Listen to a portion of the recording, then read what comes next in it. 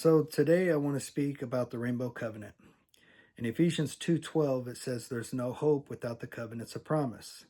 One of those covenants is going to be the Rainbow Covenant. Another one is going to be the Holy Covenant, the Ten Commandments. These are everlasting covenants. You go to Genesis 9 verse 13. I do set my bow in the cloud, and it shall be for a token of a covenant between me and the earth. Now, people know that that rainbow represents he's never going to flood the earth again. And most people have heard the story of Noah, and they'll tell you that there was animals that were 2 by 2 on that ark. Well, let's see what the scriptures say. In Genesis 7, verses 2, of every clean beast thou shalt take to thee by sevens, the male and his female, and of the beasts that are not clean by 2, the male and his female. So right there, it's telling you there was pairs of 7 that were clean and pairs of 2 that were unclean. Well, to find out the difference, you need to go read Leviticus 11. And it's going to explain in there that there's things that were unclean as like swine, which was pork, shrimp, shellfish. Now, these were made for a purpose. They're bottom feeders to help clean, but they're not something that we're supposed to consume. They're not made to be food. In Deuteronomy 14, verse 3, thou shalt not eat any abominable thing. Verse 8, in the swine, because it divideth the hoof, yet cheweth not the cud, it is unclean unto you. Ye shall not eat of their flesh, nor touch their dead carcass. So it's saying that you should not eat swine's flesh.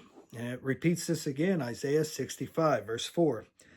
Which remain among the graves, and lodge in the monuments, which eat swine's flesh, and a broth of abominable things is in their vessels, which say, stand by thyself, come not near me, for I am holier than thou.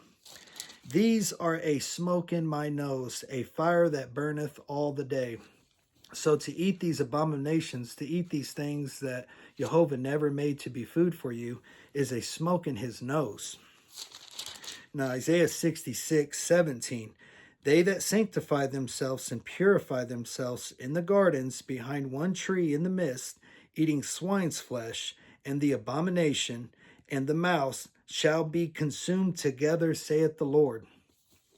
So there's going to be people that tell you that this is all old news, and there's going to be things in the scriptures that say we're allowed to eat what we want, which isn't true, and I want to touch on a few of those. So one thing they'll bring is Acts 10. I'll go to verse 13. And there came a voice to him, rise, Peter, kill and eat. But Peter said, not so, Lord, for I have never eaten anything that is common or unclean. And the voice spake unto him again the second time, what God hath cleansed, that call not thou common.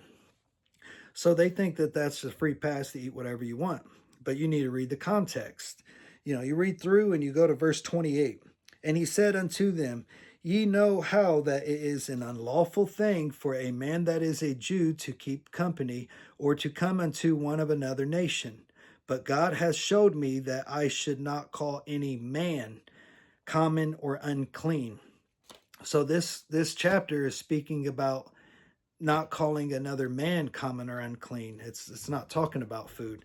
Another one they bring up too is Romans 14, and it speaks in there that there's going to be some people that will eat meat and some people that will eat herbs. And it's saying don't judge unrighteously. As long as it was something that was made to be food, somebody can be a meat eater or a vegetarian, and you don't judge them on that. And it also speaks about eating in faith. So you go out and you order a chicken meal or a steak meal at a restaurant, knowing that that's what you ordered, you're supposed to eat in faith. But if you question that there's something that might be an abomination on your plate, simply don't eat it. Another thing that they bring up is Matthew 15, verse 11.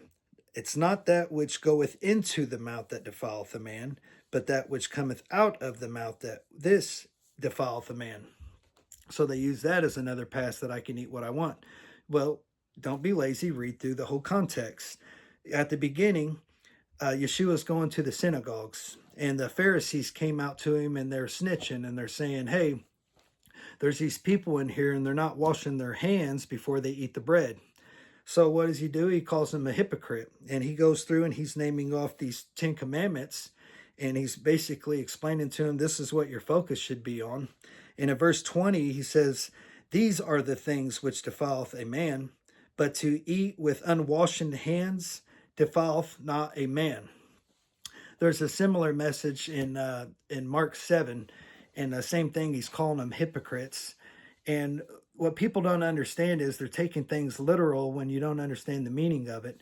And if you want to, the whole point of the hands being clean, this is the in Matthew 22 it says you're supposed to love your neighbor as yourself, and in James 2:8 and 9 it says that's the royal law as it was written in Scripture. And then you go to Leviticus 19:15 through 18, and it says to love your neighbor is to rebuke their sin. So if you're not out and rebuking their sin when you see somebody doing wrong, then you're not washing your hands. You're not keeping your hands clean. You're just letting that go and you're not saying anything about it. So if you don't rebuke their sin, then their blood is going to be on your hands. So just want to make sure you guys understand what's being written in this book, and also hopefully this message reaches you and you understand what you're supposed to do, and also make sure your hands are clean. You need to go study this out so none of their blood, these people that are sinning around you, is on your hands.